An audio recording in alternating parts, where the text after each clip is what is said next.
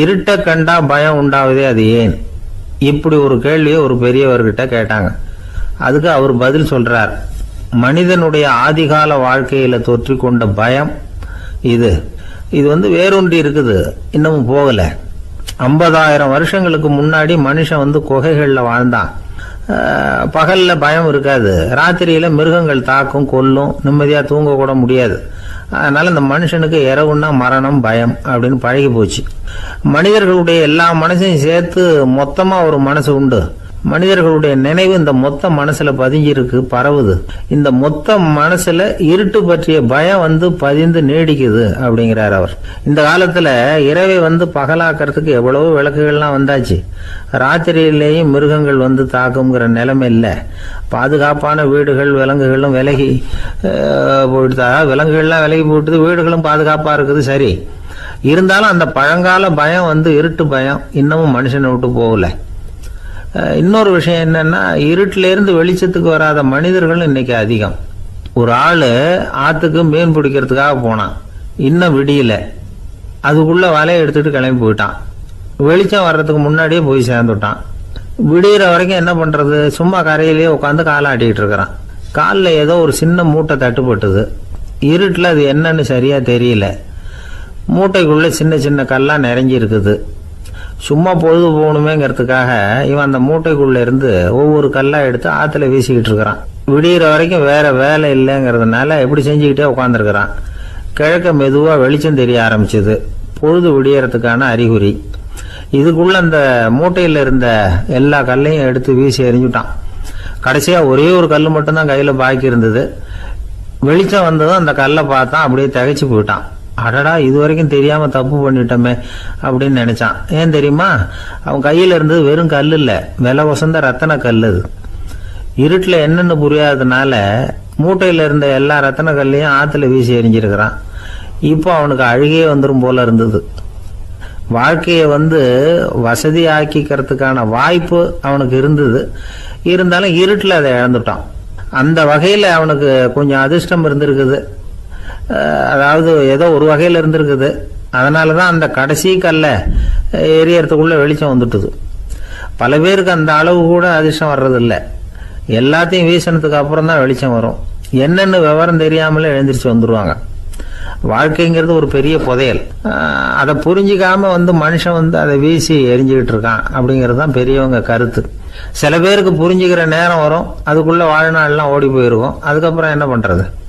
நம்மால் ஒருத்தன் கையில ஒரு சின்ன பையோட வந்துகிட்டு இருந்தான். பை உள்ள ஏகப்பட்ட நகைகள், ரத்தன கல் எல்லாம் இருக்கு. வந்துகிட்டு இருந்தவன் திடீர்னு அந்த பையை அப்படியே ஒரு குளத்துல வீசி எறிஞ்சுட்டான். மகான்கள் தான் இப்படி பற்று இல்லாம இருப்பாங்க. என்னங்க இது, விலை மதிப்புள்ள அந்த பையை இப்படி குளத்துல வீசி எறிஞ்சுட்டீங்களே, இதுக்கு என்ன அர்த்தம் அப்படின்னு கேட்டார் அவன் கூட வந்தவர். அவன் மெதுவா இவர் காதோட காதா சொல்றான். ஒரு போலீஸ்காரர் பின்னாடி வந்துகிட்டு இருக்கிறார், அவர் போனதுக்கு அப்புறம் இதை எடுத்துக்குவேன் அப்படிங்கிறான். 2 பேர் சுவாரஸ்யமா பேசிட்டு இருக்கிறப்போ குறுக்க புகுந்து தொந்தரவு பண்றதுக்குன்னே சில பேர் இருப்பாங்க. அது ரொம்ப இடைஞ்சலா இருக்கும். இதே மாதிரி மின்காந்தம் கூட குறுக்க புகுந்து தொந்தரவு பண்ணும். கடைசியில் அது ஒரு பெரிய இடைஞ்சல கொண்டாந்து விட்டுரும். சில வீடுகளில் கேபிள் கனெக்ஷன் இல்லாமல் சில தனியார் டிவி காட்சிகள் தெரியும். அதுக்கு என்ன காரணம்னா இந்த மின்காந்த குறுக்கீடு தான் காரணம். இதைத்தான் சுருக்கமாக இஎம்ஐ அப்படின்னு சொல்கிறாங்க. அதாவது எலக்ட்ரோ மேக்னெட்டிக் இன்டர்ஃபியரன்ஸ். இது ஏற்படக்கூடிய இடங்கள் எது எதுன்னு எடுத்துக்கிட்டா அது ஒரு பெரிய பட்டியலாகவே போயிடும். இந்த இஎம்ஐ தொந்தரவு கேபிள் டிவியில் மட்டும்தான் இல்லை, ராக்கெட் ஏவுதளத்தில் உள்ள ரேடார்கள், அங்கே உள்ள சில சக்தி வாய்ந்த தொலைத்தொடர்பு சாதனங்கள், விமான தளங்களில் உள்ள ரேடார்கள், கப்பல் தளங்களில் பொருத்தப்பட்டிருக்கக்கூடிய சக்தி வாய்ந்த ஆண்டனாக்கள், இப்படி நிறைய சொல்லலாம். காவல் நிலையங்களில் பயன்படுத்தப்படுகிற வயர்லெஸ் தொடர்பு சாதனங்கள் கூட ஓரளவுக்கு இந்த மின்காந்த அலைகளை வெளியிடும். நம்ம வீட்டில் உட்காந்துக்கிட்டு ரேடியோ கேட்டுக்கிட்டு இருப்போம் அல்லது டிவி பார்த்துக்கிட்டு இருப்போம். அந்த சமயத்தில் பக்கத்து தெருவில் ஒரு மோட்டார் சைக்கிள் அல்லது காரு, குறிப்பாக பெட்ரோல் இன்ஜின், அது போகிறப்போ அதில் உள்ள மின்கலத்தில் அதாவது மேக்னெட்டோ பேட்டரியிலிருந்து வெளிப்படுகிற மின்காந்த அலை இங்கே டிவியிலையும் ரேடியோவிலையும் கரகரப்பு உண்டு பண்ணும். சரி, இது பெருசாக என்ன இடைஞ்சலை உண்டு பண்ணிட போகுது அப்படின்னு நாம் அலட்சியமாக நினைக்கலாம். வயசானவங்களுக்கு மறதி நோயின்னு ஒன்று வரும்ல, அல்ஷமீர், அதாவது மூளையில் உள்ள செல்கள் செயலிழந்து போயிடுறது. அது செய்ய வேண்டிய வேலையை மறந்துடும். மனைவியே எதிரில் நின்னா கூட உன்னை எங்கேயோ பார்த்தது மாதிரி தெரியுதே அப்படின்னு சொல்லிட்டு இருப்பாங்க. அப்படி ஒரு மறதி. இந்த விசித்திரமான நோய்க்கு இதுவரைக்கும் மருந்தே இல்லைன்னு வேற சொல்கிறாங்க. இந்த மைக்ரோ ஓவன் அப்படின்னு சொல்லக்கூடிய சமையல் அடுப்புகள் கூட மின்காந்த அலைகளை வெளியிடுது. சமயத்தில் சில தொழிற்சாலைகளில் கூட பெரிய விபத்துக்களை இந்த இஎம்ஐ உண்டு பண்ணிவிடும். இதை பற்றி தீவிரமாக சிந்திக்க ஆரம்பித்ததே ஒரு விபத்துக்கு பிறகு தான். அமெரிக்காவுக்கும் வியட்நாமுக்கும் இடையில் போர் நடந்தது. அந்த சமயம் அமெரிக்காவுக்கு சொந்தமான விமானம் தாங்கி கப்பல் ஒன்று வியட்நாமை தாக்கிறதுக்கு தயாராக ஏவுகணைகளோட கடலில் நிறுத்தி வைக்கப்பட்டிருந்தது. தற்செயலாக அந்த பகுதியில் கப்பல் தொலைத்தொடர்பு பகுதிக்கு அருகில் ஊடுருவிய அந்த சக்தி வாய்ந்த ரேடியோ அலைகள் ஏவுகணையில் இருந்த மின்னணு சர்க்கியூட்டை பூர்த்தி செஞ்சு வச்சுட்டுது. அவ்வளவுதான், ஏவுகணை அங்கேயே வெடித்து சிதறி போச்சு. 130 பேர் அந்த இடத்துலயே உடல் கருகி செத்து போட்டாங்க. ஏகப்பட்ட பொருள்கள் நாசம். இந்த விபத்துக்கான காரணம் என்னங்கிறத உடனடியாக யாராலையும் கண்டுபிடிக்க முடியல. ரொம்பவும் கடுமையாக முயற்சி பண்ணி கடைசியாக கண்டுபிடிச்சாங்க. இது இந்த இஎம்ஐ வேலை தான் அப்படின்னு. மின்னணு தொலைபேசிகள் இருக்க, இதில் பேசும்பொழுது நம்ம காதை அதாவது செவியை ஊடுருவக்கூடிய மின்காந்த அலையானது மூளைக்கு போய் அங்கே மூளை கட்டிகளை உருவாக்க ஊக்கம் கொடுக்குது அப்படின்னு வேற கண்டுபிடிச்சிருக்கிறாங்க. இந்த இஎம்ஐ ரொம்ப குறைஞ்ச மின்காந்த அழுத்தத்தில் நமக்கு எந்த பாதிப்பையும் ஏற்படுத்துறதில்லை. மின்காந்த அலைகள் அழுத்தத்தோடு இருக்கிற இடங்களில் ரொம்ப நேரம் இருந்தோம்னா நம்ம உடம்பின் வெப்பநிலை 2 டிகிரி செல்சியஸ் வரைக்கும் அதிகரிக்குதாம். அதனால் வெப்பநிலையை சீராக்கிறதுக்கு இதய துடிப்பும் அதிகரிக்குது. இப்படிலாம் கண்டுபிடிச்சிருக்கிறாங்க. இப்போல்லாம் இந்த மின்காந்த குறுக்கீடுகளை தடுக்கிறது எப்படி அப்படின்னு விஞ்ஞானிகள் யோசனை செய்ய ஆரம்பிச்சிருக்கிறாங்க. இந்த விஷயத்தில் அலட்சியமாக இருந்தோம்னா எதிர்காலத்தில் நிறைய பேருக்கு இந்த ஞாபக மறதி நோய் வந்துடும். அப்புறம் அது ரொம்ப கஷ்டமாக போயிடும். ஒரு குடும்ப தலைவர் தன் மனைவியை பார்த்து, யார் நீ, உன்னை எங்கேயோ பார்த்தது மாதிரி இருக்குதே அப்படின்னு சொல்லிக்கிட்டு இருந்தார். உடனடியாக அவரை போய் பார்த்தேன். வாங்க டாக்டர்கிட்ட போகலாம் அப்படின்னு. அவர் என்னை தனியாக அழைச்சிட்டு போய் காதோட காதாக மெதுவாக சொல்கிறார், இதை பாருப்பா, என் கையில் பணம் இல்லாத போகலாம் அப்படி மறதி நோய் வந்துவிட்டது மாதிரி நடிச்சுக்கிட்டு இருப்பேன், அவ்வளவுதான், அதை நீ கண்டுக்காத அப்படின்னார். ஒரு அழகான கடற்கரை. சுற்றுலா பயணிகள் நிறைய பேர் அங்கே போகிறது வழக்கம். சனி ஞாயிறு கூட்டம் அதிகமாக இருக்கும். அதோட விளைவு என்னங்கிறது அடுத்த நாள் தான் தெரியும். ஆமாம், அந்த கடற்கரையை சுத்தப்படுத்துகிற தொழிலாளிகள் திங்கட்கிழமை ரொம்ப சிரமப்படுவாங்க. சனி ஞாயிறு வந்த கூட்டம் கடற்கரை பூராவும் காலி ஐஸ்கிரீம் கப்புகளை வீசி எறிஞ்சிட்டு போயிருக்கும். ஆயிரக்கணக்கான கப்புகள் அங்கே பரவலாக கிடக்கும். அதையெல்லாம் பொறுக்கி எடுத்து சுத்தம் பண்ணி ஆகணும். இதனால் திங்கட்கிழமை வேலைக்கு வர்றதுக்கு எல்லோரும் பயப்படுவாங்க. அப்படி ஒரு நிலைமை. பல பேர் அன்னைக்கு லீவ் எடுத்துகிட்டு போயிடுறது வழக்கம். நமக்கு எதுக்கு இன்றைக்கி தொந்தரவுன்னு. இது ஒரு பெரிய பிரச்சனையாக இருந்தது. இதுக்கு என்ன பண்ணலாம் அப்படின்னு யோசனை பண்ணாங்க. ஒரு ஆலோசனை கூட்டத்துக்கு ஏற்பாடு பண்ணாங்களாம். அந்த நகர நிர்வாக அலுவலர்கள், பணியாளர்கள் எல்லாரும் அதில் கலந்துக்கிட்டாங்க. கூட்டம் ஆரம்பமாச்சு. ஆரம்பத்தில் சொன்னாங்க, இந்த பிரச்சனைக்கு ஒரு தீர்வு வேணும், என்ன பண்ணலாம், அதை முடிவு செய்கிறதுக்கு தான் இந்த கூட்டம். இதில் நீங்கள் செய்ய வேண்டியது என்னென்னா, உங்களுக்கு தோன்றுகிற யோசனை எதுவாக இருந்தாலும் சொல்லுங்கள். கொஞ்சம் கூட தயக்கம் வேண்டாம். நாம் சொல்கிற யோசனை ஈடுபடுமா படாதா அப்படின்லாம் யோசிக்க வேணாம். எல்லாருடைய யோசனைகளையும் அப்படியே பதிவு செய்துக்கிறோம். கடைசியாக அதிலேருந்து ஒரு சிறந்த யோசனையை தேர்வு பண்ணி அதை பயன்படுத்தலாம். இந்த சந்தர்ப்பத்தில் இன்னொரு முக்கியமான வேண்டுகோள், எவ்வளவு சாதாரணமான யோசனையாக இருந்தாலும் சரி, அது சொல்லும் பொழுது அடுத்தவங்க ஏளனம் செய்யக்கூடாது. இது ஒரு பெரிய யோசனையா அப்படின்னு சொல்லி எதையும் அலட்சியப்படுத்தக்கூடாது. இதுதான் அந்த கூட்டத்தின் ஆரம்பத்தில் செய்யப்பட்ட அறிவிப்பு. உடனே அந்த கூட்டத்தில் இருந்தவங்க ஆளுக்கு ஒரு யோசனை சொல்ல ஆரம்பித்தாங்க. ஒருத்தர் எழுந்திருச்சார், இங்கே வர்ற சுற்றுலா பயணிகள்கிட்ட ஆளுக்கு $10 ஒரு டெபாசிட் மாதிரி வைப்பு பணமாக வாங்கிக்கணும். காலி ஐஸ்கிரீம் கப்பை திருப்பி கொடுத்தா அந்த பணத்தை திருப்பி கொடுத்துடலாம்.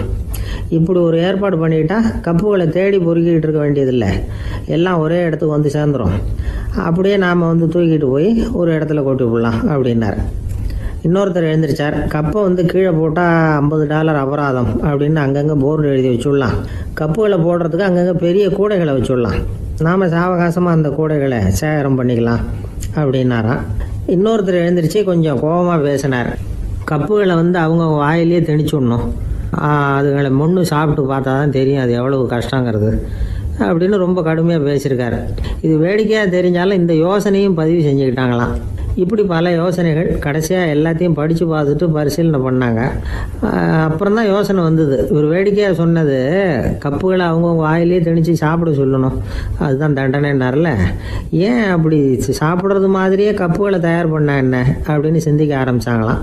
ஆகா, அதுதான் சரின்னு ஒரு முடிவுக்கு வந்தாங்க. அதுலேருந்து உருவானது தான் இந்த வேஃபர் கப்ஸ். ஐஸ்கிரீமை சாப்பிட்டு முடிச்சதும் கப்பையும் சாப்பிட்டுடலாம். கோன் ஐஸ்கிரீம் சாப்பிட்றோம்ல, அதுதான். அமெரிக்காவில் மியாமி கடற்கரையில் ரொம்ப காலமாக இருந்துக்கிட்டு வந்த குப்பை பிரச்சனைக்கு இப்படி தான் ஒரு தீர்வு வந்துதான். இதுலேருந்து நாம் புரிஞ்சிக்க வேண்டியது என்னென்னா, நாம் அன்றாட எத்தனையோ பிரச்சனைகளை சந்திக்கிறோம், அதுக்கெல்லாம் தீர்வு உண்டு. அது எங்கே ஒளிஞ்சிருக்குன்னு கண்டுபிடிக்கணும். அந்த யோசனையையும் நல்லா தீவிரமாக யோசிக்கணும். யார் என்ன யோசனை சொன்னாலும் அதை வந்து அலட்சியப்படுத்தக்கூடாது, அக்கறையோடு கவனிக்கணும், அதை யோசித்து பார்க்கணும். ஒரு அம்மா தன்னோட வீட்டுக்காரரை ஒரு மனநல மருத்துவர்கிட்ட அழைச்சிட்டு வந்தாங்களாம்.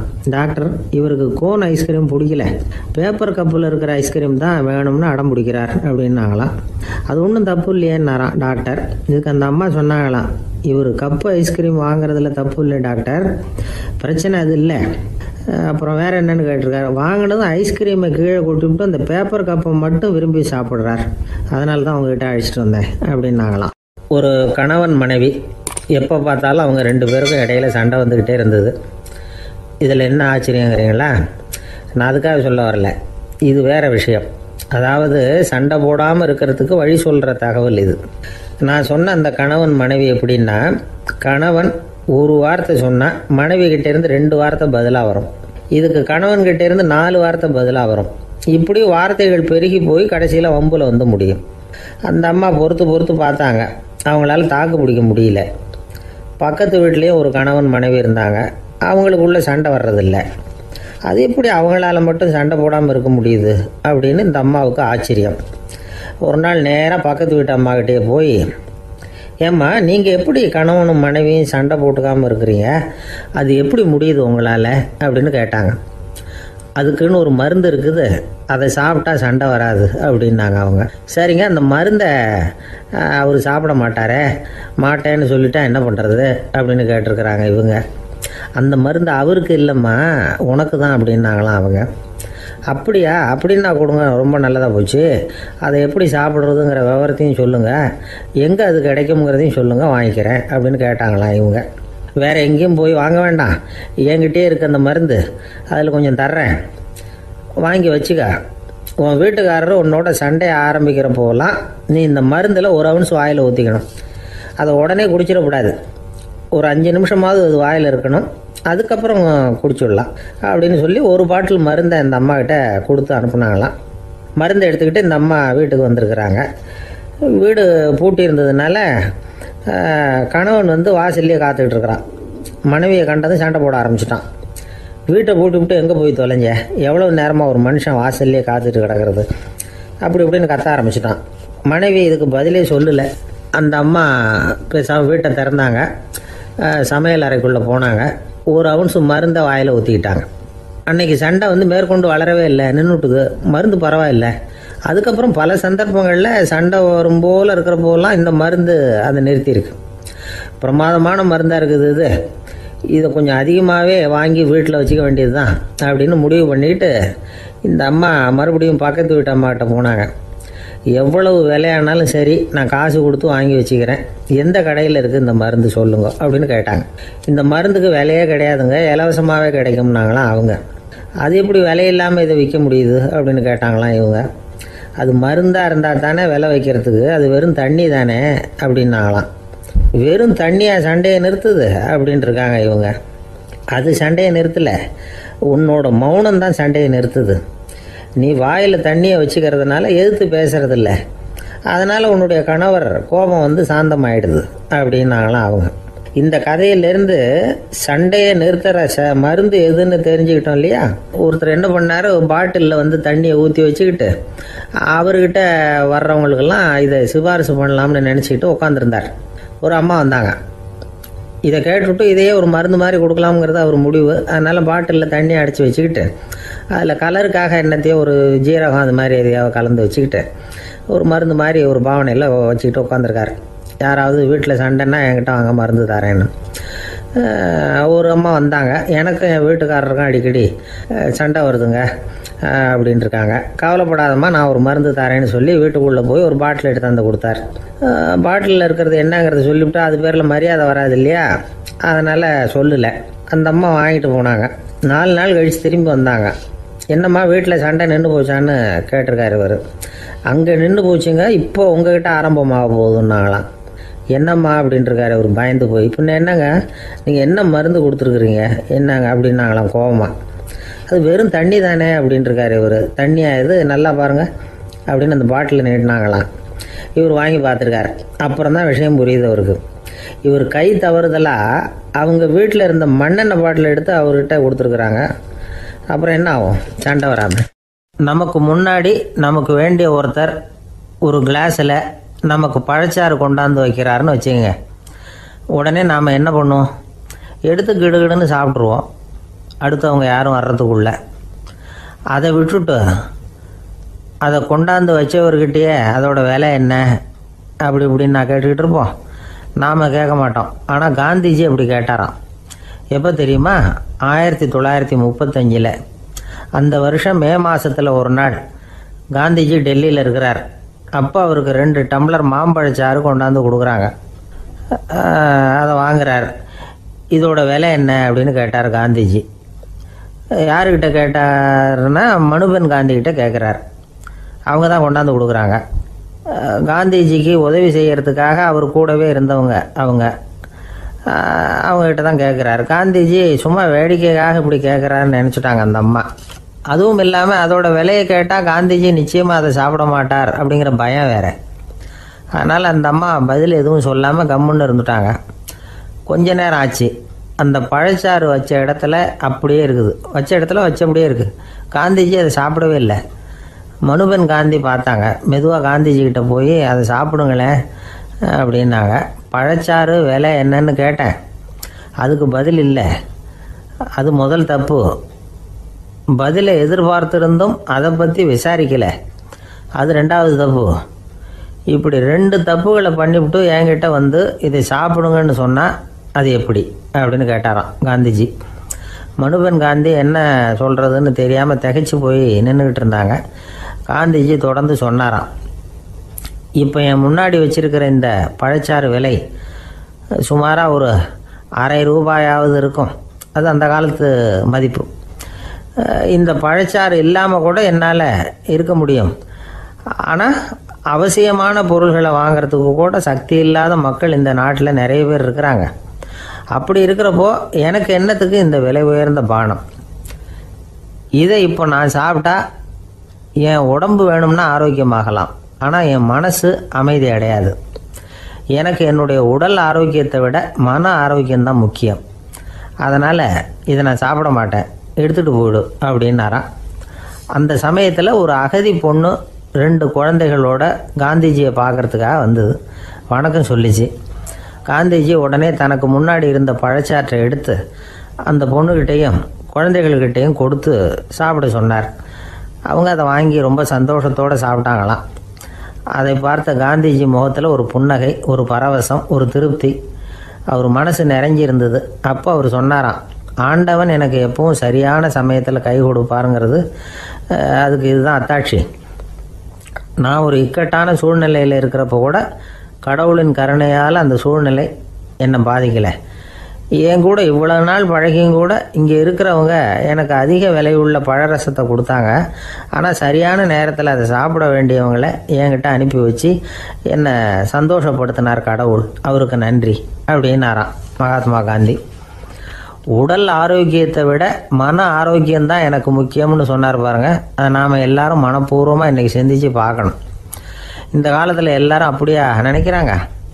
எனக்கு தெரிஞ்ச ஒருத்தர் இருந்தார். தினமும் காலையில் ஒரு காஃபி சாப்பிட உட்கார்ற நேரத்தில் பக்கத்து வீட்டுக்காரர் வந்து சேருவார் கரெக்டாக. உடனே அவரும் தனக்குன்னு வந்திருக்கிற காப்பியை எடுத்து மனப்பூர்வமாக பக்கத்து வீட்டுக்காரர்கிட்ட கொடுத்துருவார்.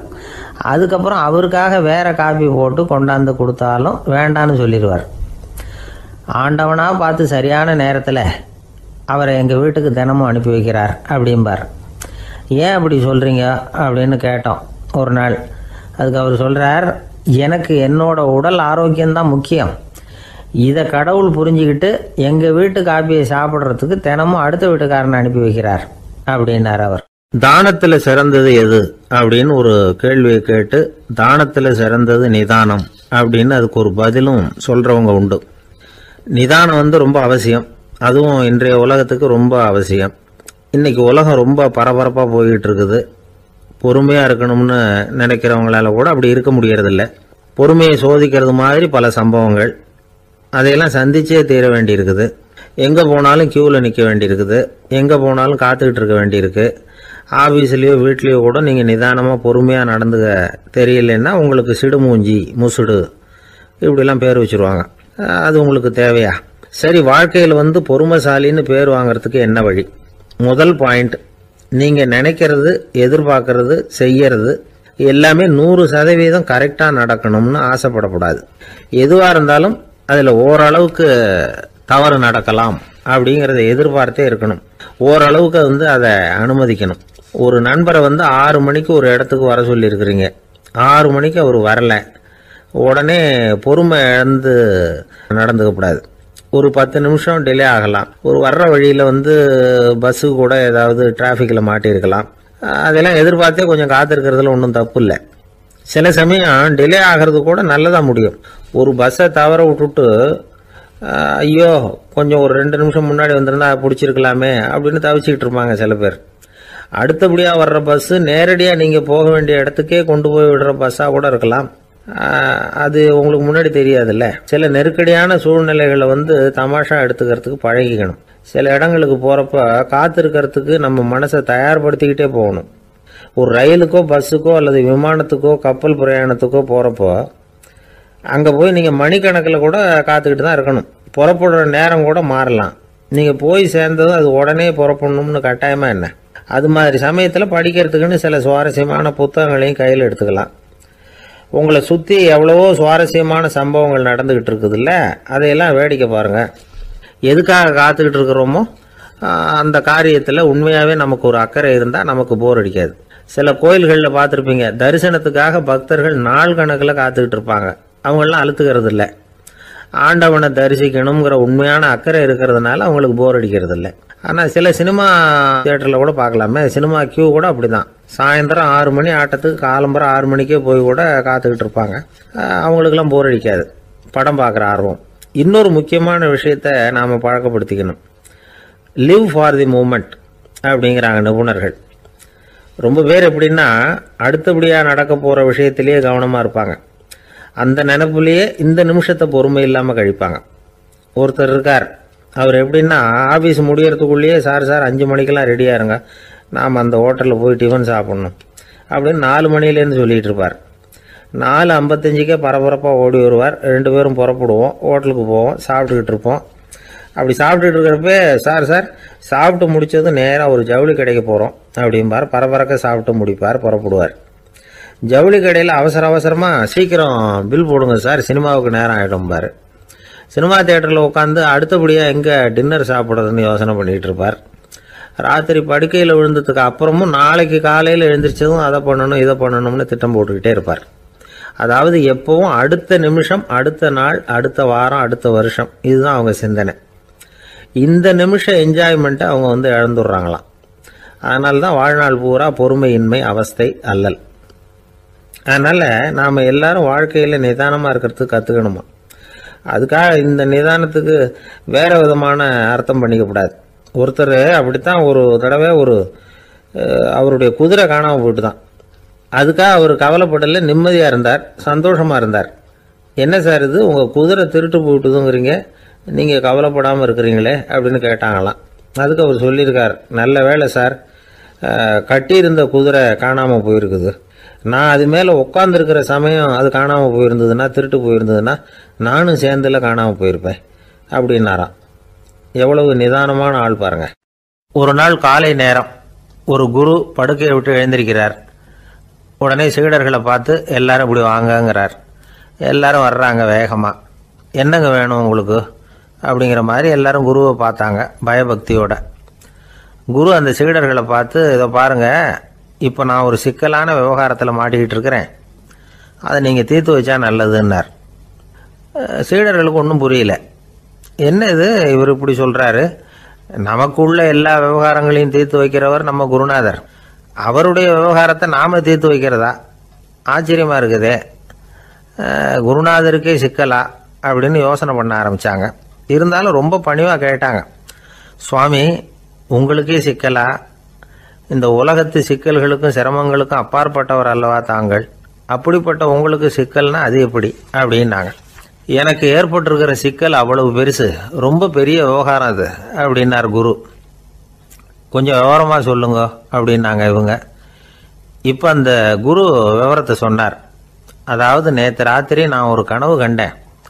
அந்த கனவில் நான் ஒரு பட்டாம்பூச்சியாக மாறிட்டேன். அப்படி மாறி ஒவ்வொரு மலராக பறந்து போய் உட்காந்து தேன் சாப்பிட்டேன் அப்படின்னார். சீடர்கள் இதை கேட்டதும் ரொம்ப திகைச்சு போயிட்டாங்க. என்ன இது, இது ஒரு பெரிய பிரச்சனையா, ஒரு சாதாரண கனவு கண்டதுக்காகவா இந்த காலை வேளையில் நம்மளையெல்லாம் குருநாதர் இவ்வளவு அவசரமாக கூப்பிட்டுருக்கார் அப்படின்னு நினச்சாங்க. இருந்தாலும் கேட்டாங்க, இதில் என்ன சிக்கல் சுவாமி, கனவுங்கிறது எல்லாருக்கும் வரத்தானே செய்யும் அப்படின்னார் ஒரு சீடர். சீடர்களே, பிரச்சனை அது இல்லை. நான் இன்னைக்கு காலையில் கண்ணு முழிச்சு பார்த்தப்போ நான் நானாக மறுபடியும் மாறிட்டேங்கிறத தெரிஞ்சுக்கிட்டேன். இதில் சிக்கல் என்னன்னா, இப்போ அந்த பட்டாம்பூச்சி தான் நானாக ஆயிட்டதாக கனவு கண்டுகிட்டு இருக்கா அப்படிங்கிறது தான். ஒரு மனுஷன் பட்டாம்பூச்சி ஆகிறதாக கனவு காண முடியுங்கிறப்போ அந்த பட்டாம்பூச்சியும் மனுஷனாக ஆகிறதாக கனவு காண முடியும் இல்லையா? இப்போ எனக்கு யதார்த்த நிலை தெரியணும், எது நிஜம்னு தெரியணும். நேற்று ராத்திரி நான் கண்டது கனவா, அல்லது இது பட்டாம்பூச்சி கண்டுகிட்டு இருக்கிற கனவா? இதுதான் குரு கேட்ட கேள்வி. இதை கேட்டதும் சீடர்கள் ரொம்ப குழம்பி போயிட்டாங்க. சுவாமி, இது வரைக்கும் நாங்கள் தூங்குறப்ப பார்க்கறது கனவுன்னும் மூழ்கிட்டு இருக்கிறப்ப பார்க்கறது நனவுன்னு நம்பிக்கிட்டு இருக்கிறோம். இப்போ எங்களை ரொம்ப குழப்பிட்டீங்க, இதுக்கு பதில் சொல்ல எங்களுக்கு சக்தி இல்லை அப்படின்னு சொல்லிவிட்டாங்களாம். அதுக்கப்புறம் அந்த குரு சொன்னாராம், நினைவு தான் முக்கியமான அம்சம். முடிவு கட்டம்னா பகலின் நினைவுகளை விட இரவின் கனவுகளே ரொம்ப உண்மை. ஒருத்தன் தூங்க போனால் தூங்கிக்கிட்டே இருந்தால் அவன் காணும் கனவு பொய்ங்கிறத அவன் உணர மாட்டான். ஒவ்வொரு கனவும் காணும் பொழுது அது ரொம்ப உண்மையாக தான் தெரியுது. ஒரு கனவு கூட உண்மை இல்லைன்னு கனவுல தோன்றுவதே இல்லை அப்படின்னார் குரு. அகில வாழ்வு அத்தனையும் சொற்பனம் கண்டாய் அப்படிங்கிறார் தாயுமானவர். ஆகையினால நம்ம கனவுலேருந்து நாம் என்னைக்கு முழிச்சிக்க போகிறோம் அப்படிங்கிறது தான் ஒரு முக்கியமான கேள்வி. ஒருத்தர் வந்தார், காலில் கட்டோடு வந்தார். என்னங்க காலில் கட்டுன்னு? சார், நேற்று ராத்திரி தூக்கத்தில் எங்கள் வீட்டு கூரையில் ஏணியை சாத்தி வச்சு இறங்கினப்போ வழுக்கி விழுந்து காலை உடச்சிக்கிட்டேன்னார். உங்கள் வீட்டில் தான் ஏணியே கிடையாது சார் அப்படின்னு. உண்மைதான் சார், நான் கீழே விழுந்து முழிச்சுக்கிட்டதுக்கு அப்புறம் தானே ஏணி இல்லைங்கிறது எனக்கு ஞாபகம் வந்தது அப்படின்னார். எனக்கு அதிர்ஷ்டமே இல்லை சார் அப்படின்னார் ஒருத்தர். ஏன் அப்படி சொல்கிறீங்கன்னு கேட்டோம். வியாபாரம் பண்ணலாம்னு ஒரு கடை வச்சேன், வேண்டிய போட்டவங்க கூட என் கடையில் எதுவும் வாங்க மாட்டேங்கிறான், எல்லாரும் அடுத்த கடைக்கு தான் போகிறான் அப்படின்னு சொல்லி ரொம்ப அழுத்துக்கிட்டார். இதுக்கு போய் அதிர்ஷ்டம் இல்லைன்னு சொல்லாதீங்க, வாடிக்கையாளர்களை கவர்றது எப்படிங்கிறது உங்களுக்கு தெரியல, அதுதான் குறை அப்படின்னும். சார், உங்களுக்கு தெரிஞ்ச அந்த ரகசியத்தை எனக்கும் கொஞ்சம் சொல்லி கொடுங்களேன் அப்படின்னார். சரி, உங்கள் காதை இப்படி கொடுங்க அப்படின்னு சொல்லி அது சம்பந்தமாக பெரிய வல்லுநர்கள் சொல்லியிருக்கிற கருத்துக்களை அவர்கிட்ட சொல்ல ஆரம்பித்தோம். அதாவது இந்த வாடிக்கையாளர்களை கவர்றதுக்கு வல்லுநர்கள் பல ஆலோசனைகளை ஏற்கனவே சொல்லி வச்சிருக்கிறாங்க. அது சம்பந்தமாக அனுபவப்பட்டவங்க, அதை தெரிஞ்சு வச்சுக்கணும். அதாவது கடை வச்சிருக்கிறவங்க எல்லாரும் இதை கொஞ்சம் காதில் வாங்கி வச்சுக்கணும். எதை இப்போ சொல்ல போகிறத. எப்பவும் பணத்தை சம்பாதிக்கிறதுலேயே குறியாக இருக்கக்கூடாதான். அதை விட முக்கியமாக நீங்கள் சம்பாதிக்க வேண்டியது வாடிக்கையாளர்களுடைய மன நிறைவு. வர்றவங்க திருப்தியோடு போகணும், அது முக்கியம். அதில் கவனமாக இருக்கணும். கடைக்கு வர்ற ஒருத்தர் ஏதாவது ஒரு குறை சொல்கிறாருன்னு வச்சுங்க, அதை அலட்சியப்படுத்தக்கூடாது. ரொம்ப அக்கறையோடு அதை காது கொடுத்து கேட்கணும். அப்படியா சார், அதை நான் அவசியம் கவனிக்கிறேன் அப்படின்னு சொல்லணும். ஒருத்தர் வரார், சார் நேற்றுக்கு உங்கள் கடையில் இதை நான் வாங்கிட்டு போனேன், வீட்டில் இது வேணான்னு சொல்லிவிட்டாங்க, அது திருப்பி கொடுக்கறதுக்காக தான் வந்திருக்கிறேன் அப்படின்னு சொல்லி திருப்பி கொடுக்குறார். உடனே நீங்கள் முகம் சுளிக்கக்கூடாது, எரிச்சல் படக்கூடாது.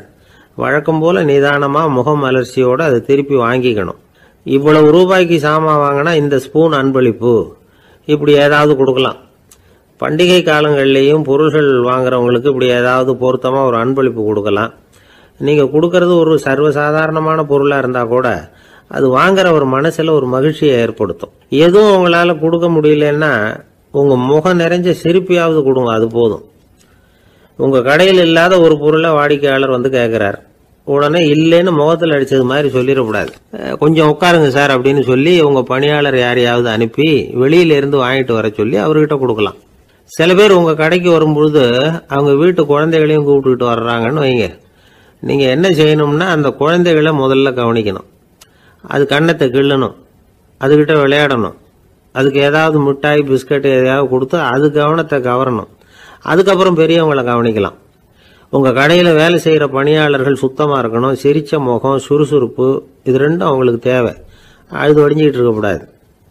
அப்புறம் இன்னொரு விஷயம், அதிகமாக பொருள் வாங்குற ஒருத்தர்கிட்ட அதிக மரியாதையாகவும் குறைச்சலாக பொருள் வாங்குறவர்கிட்ட வேற விதமாகவும் நடந்துக்கக்கூடாது. எல்லாருக்கிட்டையும் சமமாக நடந்துக்கணும். 5 ரூபாய்க்கு வாங்கினாலும் சரி, 500 ரூபாய்க்கு வாங்கினாலும் சரி, அவங்கக்கிட்ட நீங்கள் காட்டுற மரியாதையில் வித்தியாசம் இருக்கக்கூடாது. எல்லாத்துக்கும் மேலே உங்கள் கடையில் ஒரு பொருள் வாங்கினா அது உண்மையானதாக இருக்கும், தரமுள்ளதாக இருக்கும் அப்படிங்கிற நினைப்பு ஜனங்களுக்கு வரணும். அதனால் தரமான பொருளையே நீங்கள் உங்கள் கடையில் வச்சுருக்கணும். இது வரைக்கும் நான் சொன்னதையெல்லாம் கவனத்தில் வச்சுக்கிட்டு நீங்கள் கடையை ஆரம்பிச்சிங்கன்னா வியாபாரம் பிச்சுக்கிட்டு போகும். அப்படி போகலன்னா அதுக்கப்புறம் கேளுங்க. ஏன்னா இந்த யோசனைகள்லாம் அனுபவப்பட்டவங்க சொல்லியிருக்கிற யோசனைகள். இந்த யோசனைகளில் நீங்கள் எச்சரிக்கையாக இருக்க வேண்டிய ஒரு விஷயம் உண்டு. அது என்னங்கிறதையும் தெரிஞ்சு வச்சுக்கிறது நல்லது. என்னுடைய நண்பர் ஒருத்தர் வந்தார். சார், உங்கள் யோசனையை கேட்டதுனால நான் ஒரு அறை வாங்கினது தான் மிச்சம்னார். என்ன ஆச்சுன்னு கேட்டேன்.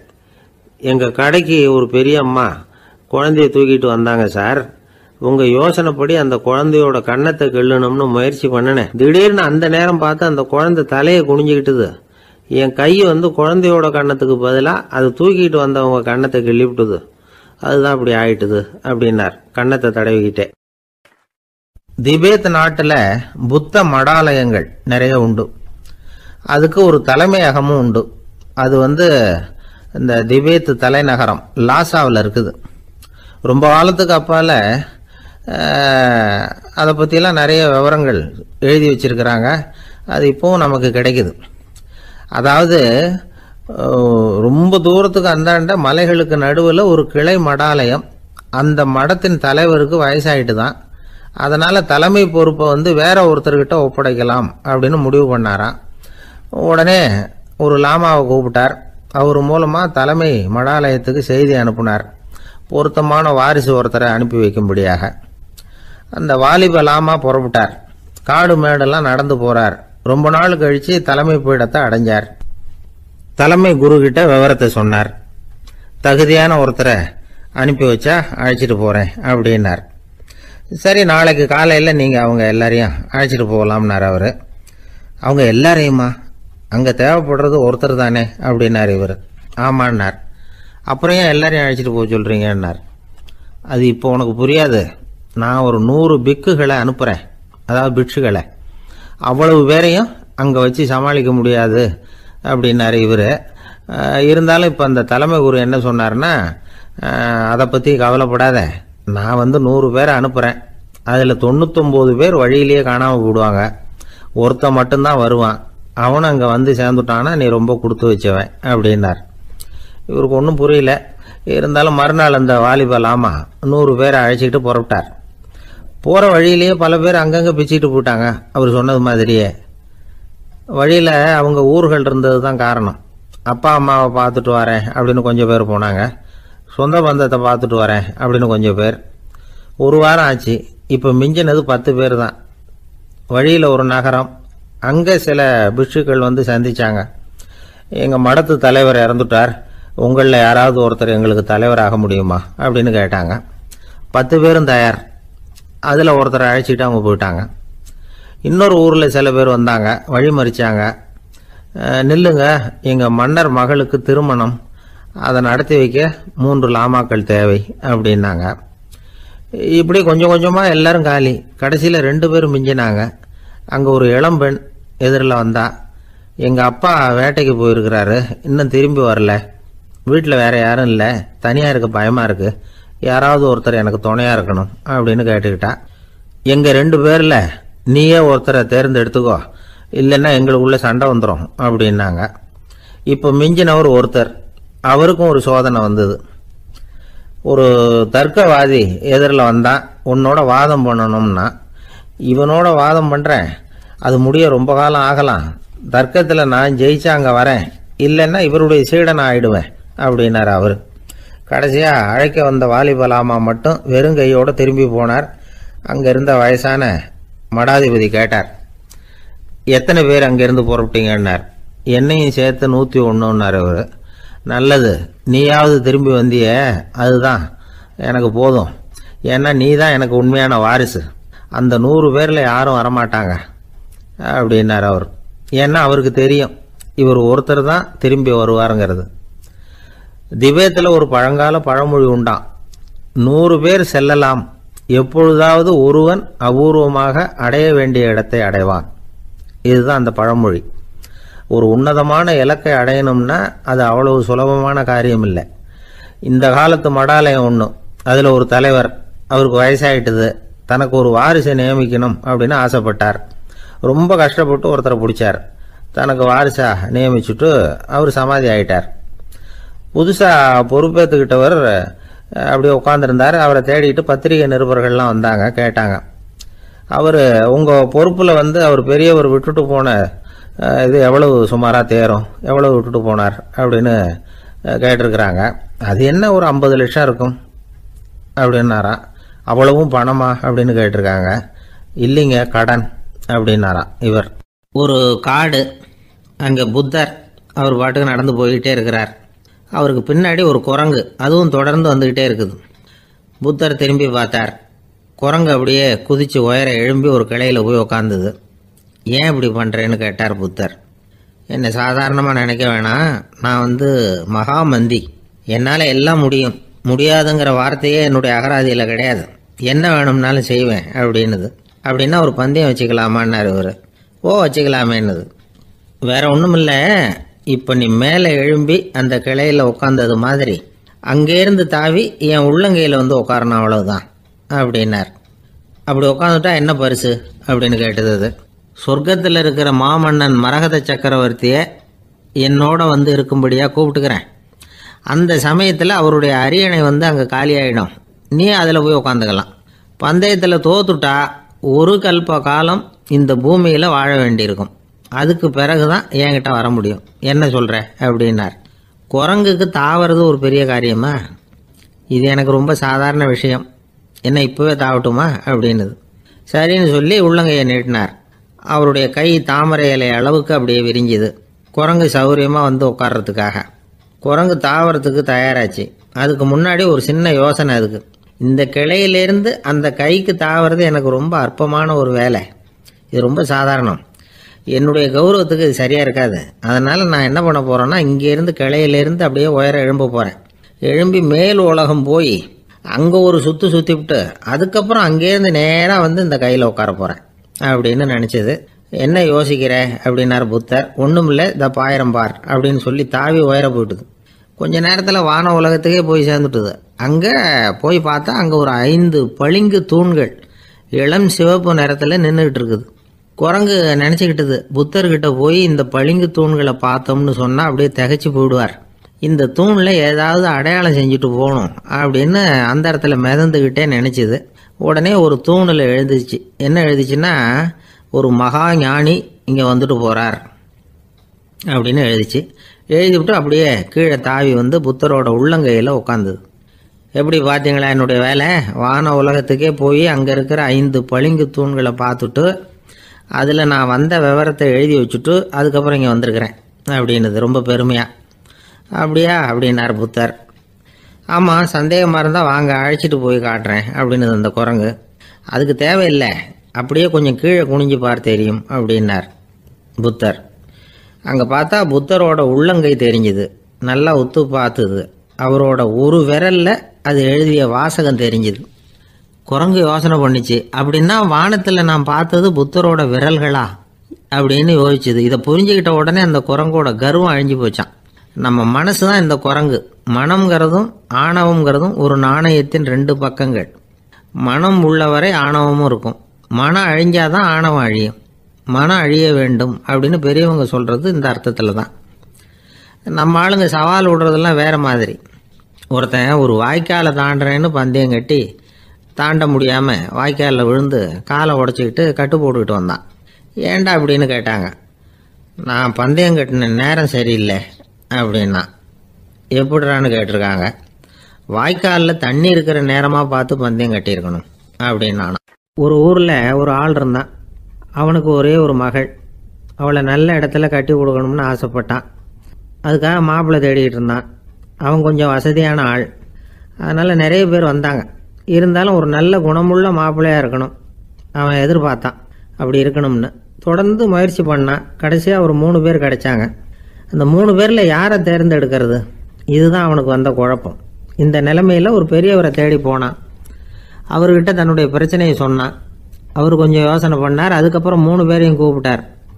இதை பாருங்கப்பா, உங்கள் 3 பேருக்கும் 3 மாத கால அவகாசம் தர்றேன்.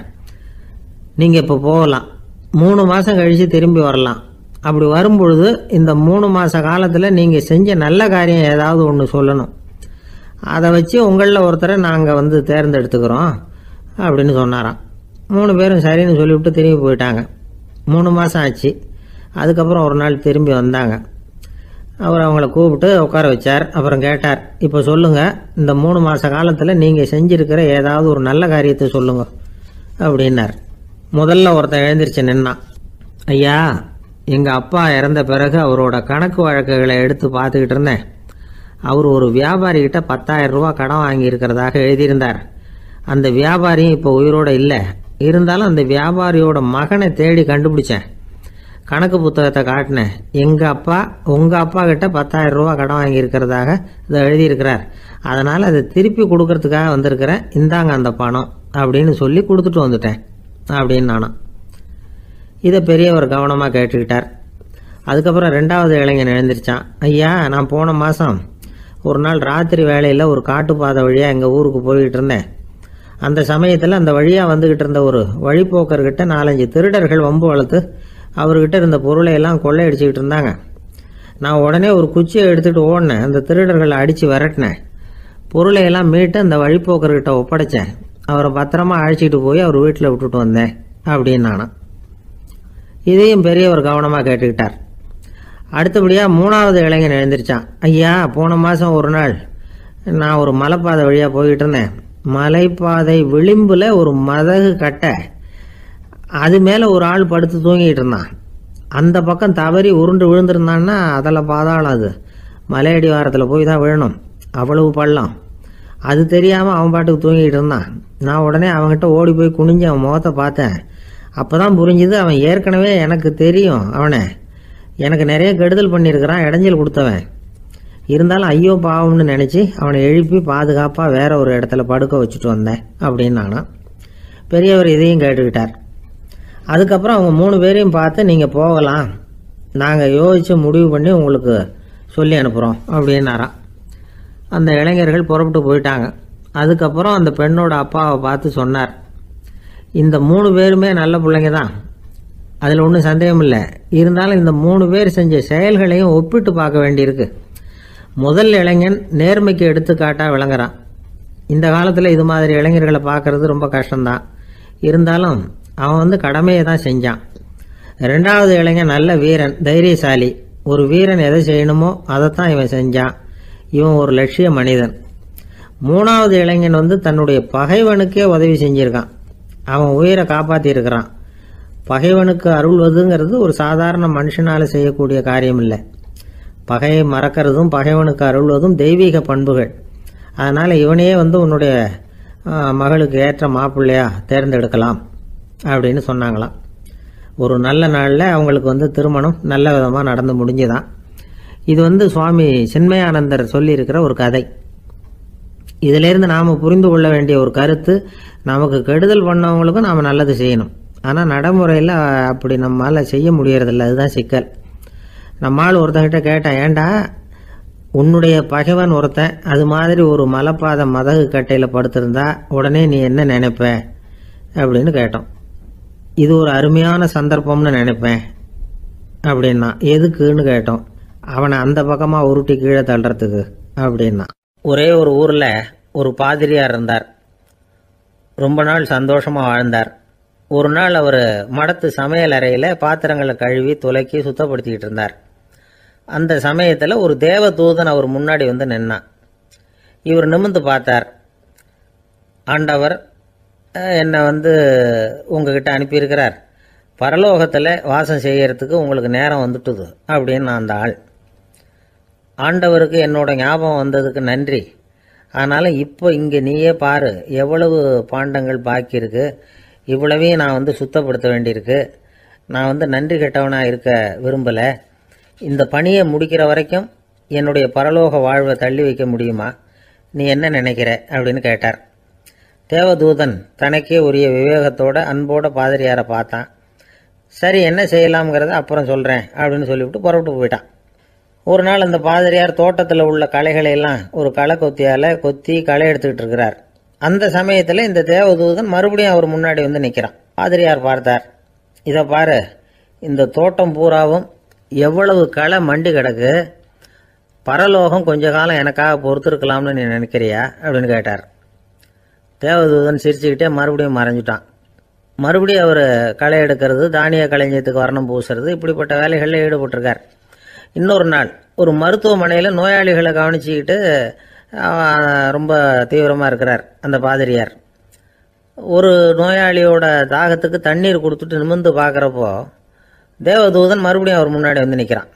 இந்த தடவை பாதிரியார் தன்னலமற்றவராக பேரன்பை காட்டக்கூடிய வகையில் தன்னுடைய 2 கைகளையும் உயர்த்தியபடி தேவதூதனின் கவனத்தை பிணியால் வாடக்கூடிய நோயாளிகளின் பக்கம் திருப்பினாராம். தேவதூதன் ஒன்றும் சொல்லலை, மறைஞ்சிட்டான். அன்னைக்கு சாயந்தரம் பாதிரியார் மடத்தில் உள்ள தன்னுடைய அறைக்கு போய் இளைப்பாறினார். யோசிச்சு பார்த்தார். தேவதூதனையும் தேவதூதனின் விருப்பத்தையும் பல நாள் தள்ளி போட்டு வந்ததையும் அவர் ரொம்ப நினச்சி பார்த்தார். திடீர்னு தான் முதுமை அடைகிறதையும் சோர்வு அடைகிறதையும் உணர்ந்தார். ஆண்டவரை நினைச்சார். ஆண்டவரே, உம்முடைய தூதனை மறுபடியும் என்கிட்ட அனுப்புனா நான் சந்திக்கிறதுக்கு ஆவலாக இருக்கேன் அப்படின்னு சொல்கிறப்பவே தேவதூதன் பக்கத்தில் நின்னான். பாதிரியார் நிமிர்ந்து பார்த்தார். நீ இப்போவே என்னை அழைச்சிக்கிட்டு போக விரும்பினா நான் பரலோகத்துக்கு வர்றதுக்கு தயாராக இருக்கேன்னார். தேவதூதன் அந்த பாதிரியாரை அன்போடவும் விவேகத்தோடவும் பார்த்து, நீங்கள் என் கூட பரலோகத்துக்கு வர்ற தயாராக இருக்கிறதா சொல்கிறீங்க, ஆனால் நீங்கள் இது வரைக்கும் வேறு எங்கே இருந்ததா நினைக்கிறீங்க அப்படின்னு. அப்படின்னா இது வரைக்கும் இருந்த இடம் தான் பரலோகம் அப்படிங்கிறத உணர்த்தியிருக்கிறான். பரலோகம்னா என்னென்னு புரிஞ்சுக்கிறதுக்கு இந்த சம்பவம் நமக்கு உதவியாக இருக்குது. தொண்டு செய்கிறத விட பெரிய செயல் வேறு எதுவும் இருக்க முடியாது. அது நம்ம மனசுக்கு கொடுக்குற சுகத்தை வேறு எதுவும் கொடுக்க முடியாது. நாம் தொண்டு செய்கிற இடம் தான் அந்த புண்ணிய இடம். ஆனால் இந்த காலத்துல எல்லாம் நாம் தொண்டு செய்யணும்னு நினச்சி ஏதாவது ஆரம்பித்தா கூட அதை ஒரு மாதிரியாக சுற்றி நின்று வேடிக்கை பார்க்க ஆரம்பிச்சிடுறாங்க. ஒரு பெரியவர் அப்படித்தான் ஒரு தொண்டு செஞ்சுக்கிட்டு இருந்தார். ஒரு கோவில் கட்டிக்கிட்டு இருந்தாங்க. அதில் ஒரு இடத்துல ஒரு பலகையை வச்சு ஆணி அடிக்கிற வேலையை செஞ்சுக்கிட்டு இருந்தார் அந்த பெரியவர். ஒரு சின்ன பையன் அதை ரொம்ப ஊக்கமாக அக்கறையாக கவனிச்சுக்கிட்டு இருந்தான். பெரியவர் இதை கவனித்தார். என்னப்பா பார்க்குற, உனக்கும் இது மாதிரி தொண்டு செய்யணும்னு ஆசையாக இருக்கா அப்படின்னு கேட்டார். அதுக்கு அந்த பையன் சொல்கிறான், அப்படி இல்லைங்க, நீங்கள் ஆணி அடிக்கிறப்போ கையில் சுத்தியால் அடிச்சுக்கிட்டா எப்படி துடிப்பீங்க, எப்படி கத்துவீங்கன்னு தெரிஞ்சுக்கிறதுக்காக அதை பார்க்கணும்னு ஆசை, அதுக்காக தான் காத்துக்கிட்டு இருக்கேன் அப்படின்னு நான். ஒருத்தர் சிகரெட்டும் கையுமா வந்தார். சார், இந்த புகைப்பிடிக்கிற பழக்கத்தை நிறுத்தி போடணும்னு தான் பார்க்குற, முடியலன்னார். புகைப்பிடிக்கிறத நிறுத்துறது ரொம்ப சுலபம் சார் அப்படின்னார் இன்னொருத்தர். எப்படி சொல்கிறீங்கன்னு கேட்டார் அவர். நான் கூட ஏற்கனவே 10 தடவை அந்த பழக்கத்தை நிறுத்தி இருக்கிறேன் சார் அப்படின்னார் இவர். இதுலேருந்து என்ன தெரியுது? புகைப்பழக்கத்தை திடீர்னு விட்டு விடுறதுங்கிறது ரொம்ப கஷ்டம்னு தெரியுது. இருந்தாலும் இது சம்பந்தமான ஆராய்ச்சி, அனுபவம், இது ரெண்டையும் அடிப்படையாக வச்சு சில வழிமுறைகளை சொல்கிறாங்க. அதாவது புகைப்பிடிக்கிறத நிறுத்துறதுக்கு 10 வழிகள் உண்டு அப்படின்னு சொல்கிறாங்க. அது என்னங்கிறத தெரிஞ்சுக்கிட்டா உபயோகப்படுதான்னு பார்க்கலாமே. முதல் கருத்து என்னன்னா, கொஞ்ச நாளைக்கு புகைப்பிடிக்கிற நண்பர்களை விட்டு விலகி இருக்கணும். இதனால் புகைப்பிடிக்கிற ஆசை குறையும். அந்த பழக்கத்தை மறுபடியும் ஆரம்பிக்கப்படாதுங்கிற எண்ணம் உறுதிப்படும். 2வது கருத்து, புகைப்பிடிக்கிறதை எதிர்த்து தீவிரமாக பிரச்சாரம் செய்ய ஆரம்பிச்சிடணும். அது அடுத்தவங்களுக்கும் உபயோகப்படும், உங்களுக்கும் உபயோகப்படும். உங்கள் உள்ளுணர்வை அது தூண்டும், உங்களை உறுதி கொள்ள வைக்கும். மூன்றாவது கருத்து என்னன்னா, தினமும் 2 தடவை குளிக்கணும். எப்படி தெரியுமா? முதல்ல வெது வெதுப்பான தண்ணீர், அப்புறம் குளிர்ந்த தண்ணீர், இப்படி மாறி மாறி குளிக்கணுமா. 4வது கருத்து, உடற்பயிற்சிகள் செய்யணும். மூச்சு வாங்குற மாதிரியான பயிற்சிகள் ரொம்ப நல்லதான். பிராணாயாமம் அப்படிங்கிற மூச்சு பயிற்சி ரொம்ப நல்லதுங்கிறாங்க. அப்புறம் 5வது கருத்து, சாப்பாடு மிதமாக இருக்கணும், சீராக இருக்கணும். பச்சை காய்கறிகள், பழங்கள் சாப்பாட்டில் சேர்த்துக்கலாம். அடிக்கடி கொஞ்சம் கொஞ்சமாக சாப்பிட்டு ரத்தத்தில் சர்க்கரையின் அளவை பராமரிக்கணும். இது நரம்புகளை அமைதிப்படுத்தும். 6வது கருத்து என்னன்னா, ரொம்ப நேரம் பசியோடு இருக்கக்கூடாது. புகைப்பிடிக்கிறத நிறுத்த முயற்சி செய்யும் பொழுது எடை குறைப்பு நடவடிக்கைகளை மேற்கொள்ளக்கூடாது. 7வது கருத்து, காப்பி, தேநீர், மதுபானம், அப்புறம் போதைப் பொருள்கள் கலந்த உணவுகள் இதெல்லாம் வேணாம். புகைப்பிடிக்கிறத அதெல்லாம் ஊக்கப்படுத்தும். கடுகு, மிளகு, அப்புறம் காரமான பொருள்களை தவிர்க்கணும். உப்பு அளவை குறைக்கணும். தினமும் 10 கோவள தண்ணீராவது குடிக்கணும். வெறும் தண்ணி புகைப்பிடிக்கிற ஆவலை தணிக்குதான். 8வது கருத்து, கையில் சிகரெட்டு, புகையில ஏதாவது இருந்தால் உடனே தூக்கி எறிஞ்சிருங்க. அது கையில் இருக்கிற வரைக்கும் புகைப்பிடிக்கிற ஆசை வந்துக்கிட்டே இருக்கும். 9வது கருத்து என்னன்னா, இறை நம்பிக்கை உள்ளவங்க புகைப்பிடிக்கிற எண்ணம் வர்றப்போவெல்லாம் பிரார்த்தனை செய்ய ஆரம்பிச்சுடலாம். 10வது கருத்து, உங்களுக்கு ரொம்பவும் வேண்டியவங்க யாரோ அவங்கக்கிட்ட எல்லாம் நீங்கள் புகைப்பிடிக்கிறத நிறுத்தி விட்டதா சொல்லிவிடுங்க. இந்த 10 வழிகளையும் கடைபிடிக்க ஆரம்பிச்சுட்டா புகைப்பிடிக்கும் பழக்கத்தை நிறுத்தி விடலாம் அப்படின்னு சொல்கிறாங்க அனுபவப்பட்டவங்க. முயற்சி பண்ணி பார்க்கலாம். ஒரு முக்கியமான இடத்துல நின்றுக்கிட்டு இருந்தார் ஒருத்தர். அங்கே இன்னொருத்தர், ஏன் சார் இந்த இடத்துல சிகரெட் பிடிக்கலாமா அப்படின்னு அனுமதி கேட்டார். இந்த இடத்துல சிகரெட் பிடிக்கக்கூடாதுங்க அப்படின்னாரு இவர். நீங்கள் இப்படி சொல்கிறீங்க, ஆனால் இந்த இடத்துல கீழே நிறைய சிகரெட் துண்டுகள் கிடக்குதே, அவங்கெல்லாம் யார்? அவங்கெல்லாம் உங்கள் மாதிரி என்கிட்ட அனுமதி கேட்காதவங்க அப்படின்னாராம் இவர். ஒரு சீன தேசத்து அரசர் இருந்தார். அவருக்கு வயசாயிட்டுது. அவருக்கு அடுத்தபடியாக அவருடைய புள்ள பட்டத்துக்கு வரணும், ஆட்சி பொறுப்பை ஏற்றுக்கணும். ஒரு நல்ல தலைவனுக்கு இருக்க வேண்டிய பண்புகள்லாம் தன்னுடைய மகனுக்கு இருக்கணும்னு விரும்பினார் அந்த அரசர். அதனால் இளவரசனை பக்கத்தில் இருந்த ஒரு குரு கிட்ட அனுப்புனார். இளவரசன் அவர்கிட்ட போய் சேர்ந்தான். அந்த குரு என்ன பண்ணார் தெரியுமா? இவனை பார்த்து சொன்னார், இதை பாருப்பா, நீ என்ன பண்ணுற, இப்போவே பக்கத்தில் இருக்கிற காட்டுக்கு போ, நடுக்காட்டில் போய் ஒரு இடத்துல உட்காந்துக்கோ. அங்கே என்னென்ன சத்தம்லாம் உன் காதில் விழுதுன்னு கவனித்து கேளு. உன் காதில் விழுந்த ஓசைகள் என்னென்னங்கிறத என்கிட்ட சொல்லு, அதுதான் எனக்கு தெரியணும், உனக்கு வேலையும் அதுதான் அப்படின்னு சொல்லி அனுப்பி வச்சுட்டார். இளவரசன் காட்டுக்கு போனான். குரு சொன்னபடியே ஒரு இடத்துல உட்காந்து கவனித்து கேட்டான். அதுக்கப்புறம் குருக்கிட்ட திரும்பி வந்தான். என்னென்ன சத்தம்லாம் கேட்ட அப்படின்னு கேட்டார் குரு. குருவே, காட்டில் நான் பறவைகள் சத்தம்லாம் கேட்டேன், மிருகங்களின் ஓசையையும் கேட்டேன், இதை தவிர இடி, மின்னல், மழை இதுகளோட சத்தத்தையும் கேட்டேன் அப்படின்னா. குரு யோசனை பண்ணார், நீ இன்னமும் சரியாக கேட்கல, அதனால் மறுபடியும் காட்டுக்கு போ, கொஞ்ச நாள் தங்கியிருந்து கேட்டுட்டு வா அப்படின்னார். இளவரசனுக்கு ஒன்றும் புரியல.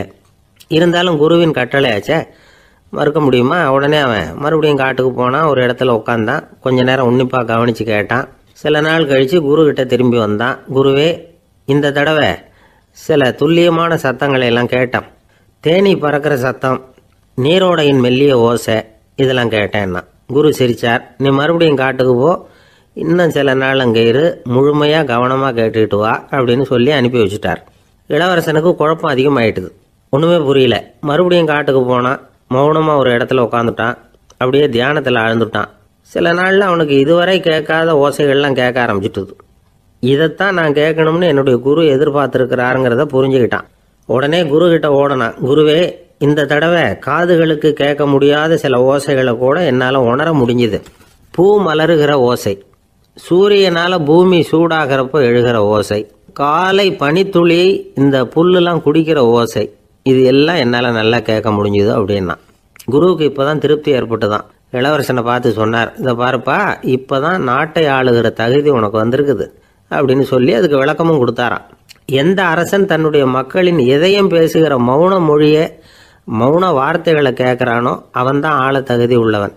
எந்த அரசன் தன்னுடைய மக்களின் உணர்ச்சிகளை உண்மையாக உணர்றானோ அவன்தான் முதன்மையான அரசன். போலி வார்த்தைகளை மட்டும் கேட்டுட்டு பல மௌன ராகங்களை காதில் வாங்கிக்காதவன் அரசனே இல்லை. எந்த நாட்டில் எப்போ ஒரு அரசன் தன்னுடைய மக்களின் உணர்ச்சிகளை கேட்க மறுக்கிறானோ அன்னையிலிருந்தே அந்த நாடு அழிய தொடங்குது அப்படின்னு அர்த்தம். இதுதான் அந்த குரு இளவரசனுக்கு போதிச்சது. வாயால் பேசுறத மட்டும் கேட்டு ஏமாறக்கூடாது, உணர்ச்சிகளையும் கேட்கறதுல தான் மனப்பக்குவம் உண்டாகும். மக்கள் உணர்ச்சிகளை புரிந்து கொள்ளாத அரசர்கள் நீடிச்சிருக்க முடியாது. அது மாதிரி நாடுகளில் அடிக்கடி குழப்பம் தான் உண்டாகும். அப்படி இருந்தால் அடிக்கடி ஆட்சி மாறிக்கிட்டு இருக்கும். அப்படிப்பட்ட ஒரு தேசம், அங்கே ஒரு சிறைச்சாலையில் 3 கைதிகள் பேசிக்கிட்டு இருந்தாங்க. ஒருத்தன் சொன்னான், நான் இந்த நாட்டு ராஜாவை எதிர்த்து பேசிக்கிட்டு இருந்தேன், அதனால் என்னை பிடிச்சி கொண்டாந்து இங்கே போட்டுட்டாங்க அப்படின்னா ஒருத்தன். இன்னொருத்தன் சொன்னான், நான் இந்த நாட்டு ராஜாவை ஆதரித்து பேசிக்கிட்டு இருந்தேன், அதனால் என்னை பிடிச்சி கொண்டாந்து இங்கே தள்ளிவிட்டாங்க அப்படின்னா. அது சரி, நீ என்ன தப்பு பண்ண அப்படின்னு சொல்லி 3வது ஆளை பார்த்து இவங்க கேட்டாங்க. அதுக்கு அந்த ஆள் சொல்கிறான், நான் தான் இந்த நாட்டு ராஜா அப்படின்னானா. திருநெல்வேலி மாவட்டத்தில் கோவில்பட்டிக்கு பக்கத்தில் உள்ள ஊர் கடம்பூர். காமராசர் முதலமைச்சராக இருந்த காலம். கடம்பூரில் ஒரு பள்ளி சீரமைப்பு மாநாடு நடக்குது. அந்த பக்கத்தில் உள்ள பள்ளிக்கூடம்லாம் அதில் கலந்துக்குது. கண்காட்சி வேற, ஊர் பூரா விழா கோலம். மறுநாள் மாநாடு நடக்க போகுது. ஆனால் முதல் நாளே மழை பிடிச்சிக்கிட்டுது. மறுநாளும் அது விடாமல் பேஞ்சிக்கிட்டு இருக்குது. காமராசர் காலையிலேருந்து பல்வேறு நிகழ்ச்சிகளில் கலந்துக்கிட்டு சாயந்தரமாக கடம்பூருக்கு வந்து சேர வேண்டியவர். மழை பேஞ்சிக்கிட்டு இருக்கிறதுனால நிகழ்ச்சி ரத்தாயிடுமோ என்னமோ அப்படின்னு எல்லாரும் சந்தேகப்பட்டுக்கிட்டு இருக்கிறாங்க. அவர் கோவில்பட்டி பயணிகள் விடுதியில் இருக்கிறார். கடம்பூர்லேருந்து சில பேர் போய் அவரை சந்திக்கிறாங்க. மழை பெஞ்சிக்கிட்டு இருக்குதே, என்ன செய்யலாம் அப்படின்னு கேட்குறாங்க. மழை பெஞ்சா நல்லது தானே, அதுக்காக மாநாட்டை எதுக்காக ரத்து செய்யணும்? ஆசிரியர்கள் எவ்வளவு கஷ்டப்பட்டு ஏற்பாடு பண்ண மாநாடு, கட்டாயம் வந்துடுறேன் அப்படின்னாராம் காமராசர். உடனே புறப்பட்டார். மழையை பொருட்படுத்தாத மக்கள் கூட்டம், அது கலையாமல் காத்துக்கிட்டு இருக்கிறாங்க அவ்வளோ பேரும். தலைவர் வந்துட்டார்னு தெரிஞ்சது ஜனங்களுக்கு ஏகப்பட்ட உற்சாகம். ஜனங்கள் அவ்வளவு உற்சாகமாக வரவேற்றாங்க. மாநாடு ஆரம்பமாச்சு. மலர் மாலைகள் மலை மாதிரி குவிய ஆரம்பிச்சுட்டுது. வரிசையாக ஒவ்வொரு கல்வி நிலையம் சார்பாகவும் வரவேற்பு பத்திரம் வாசித்து கொடுக்குறாங்க. என்ன வாசிக்கிறாங்கங்கிறத காமராசர் கூர்ந்து கவனிக்கிறார். ஏகப்பட்ட புகழ் மொழிகள், ரொம்ப பாராட்டி புகழ்ந்து என்னென்னமோ வாசிச்சுக்கிட்டு இருக்கிறாங்க. கொடை வள்ளலே, குணக்குன்றே, மலையே, கடலே, இப்படி தமிழ் மொழியில் பாராட்டுறதுக்கு எத்தனை வார்த்தைகள் உண்டோ அத்தனையும் அதில் சேர்த்துருக்குறாங்க. காமராசர் பொறுமை இழந்துட்டார். போதும் போதும், உங்கள் எல்லாரையும் பார்த்து 2 வார்த்தை பேசிவிட்டு போகிறதுக்காக தான் நான் வந்திருக்கிறேன். எல்லாரும் மழையில் சிரமப்பட்டு நின்றுட்டு இருக்கிறீங்க, இப்படி என்ன புகழ்ந்து படிச்சுக்கிட்டே இருந்தால் எப்படி அப்படின்னாராம். அதுக்கப்புறம் பேசி முடிச்சிருக்கிறார். மாநாட்டு நிகழ்ச்சிகள் முடிஞ்சதும் இன்னொரு நிகழ்ச்சியில் கலந்துக்கிறதுக்காக புறப்பட்டாராம். ஒரு திறந்த ஜீப்பில் அவரை ஊர்வலமாக அழைச்சிக்கிட்டு போயிருக்கிறாங்க. தெருவில் 2 பக்கமும் ஏகப்பட்ட கூட்டம். அங்கங்கே ஜீப்பை நிறுத்தி ரோஜா மாலை, ஜருக மாலை இப்படி போட்டுக்கிட்டே இருக்கிறாங்க. அதையெல்லாம் அப்படி அப்படியே வாங்கி அங்கங்கே நின்றுக்கிட்டு இருந்த குழந்தைகள்கிட்டையும் தாய்மார்கள்கிட்டையும் கொடுத்துக்கிட்டே போகிறார். அந்த சமயத்தில் கூட்டத்துக்கு அப்பால் ஒரு பெரியவர் கையில் ஒரு மல்லிகை சரத்தோடு நின்றுட்டு இருக்கிறார். அவரால் முண்டி அடிச்சுக்கிட்டு முன்னால் வர முடியல. காமராசர் இதை கவனிக்கிறார். அவ்வளவுதான், உடனே நிறுத்தப்பா வண்டியை அப்படிங்கிறார். ஜீப்பு நிற்கிது. டிரைவரை பார்த்து, அதோ பார், அங்கே ஒருத்தர் நிற்கிறார் பார், அவரை இங்கே அழைச்சிட்டு வா அப்படின்னாராம். கூட்டம் வழி விடுது. அந்த பெரியவரை கிட்டத்தில் அழைச்சிட்டு வர்றாங்க. காமராசர் அவரை பார்த்து, வாங்க வாங்க, நல்லா இருக்கீங்களா அப்படின்னு சத்தம் போட்டு உற்சாகமாக விசாரிக்கிறாராம். பெரியவர் கண்களில் கண்ணீர், பேச்சு வரல. மல்லிகை சரத்தை அவருக்கு போடுறார். கொஞ்ச நேரம் அவர்கிட்ட பொறுமையாக பேசிக்கிட்டு இருந்துட்டு அவரை அனுப்பி வைக்கிறார் காமராசர். பெரியவர் போனதுக்கு அப்புறம் காமராசர் பக்கத்தில் இருந்தவங்க கிட்ட சொல்கிறார் அந்த பெரியவரை பற்றி. அந்த காலத்தில் ரொம்ப கஷ்டப்பட்டவர் இவர், ஜெயிலுக்கு போனவர் அப்படின்னு ரொம்ப உருக்கமாக நெகிழ்ந்து போய் சொல்கிறார். இதில் ஒரு விஷயத்தை கவனிங்க. தன்னை புகழ்ந்து படிக்கப்பட்ட வாழ்த்து மடலை படிக்க வேணாம்னு தடுத்து நிறுத்தினார். எங்கேயோ ஒரு மூலையில் கையில் ஒரு 4 முழம் மல்லிகை சரத்தோடு ஒதுங்கி நின்றுகிட்டு இருந்த அந்த தொண்டர்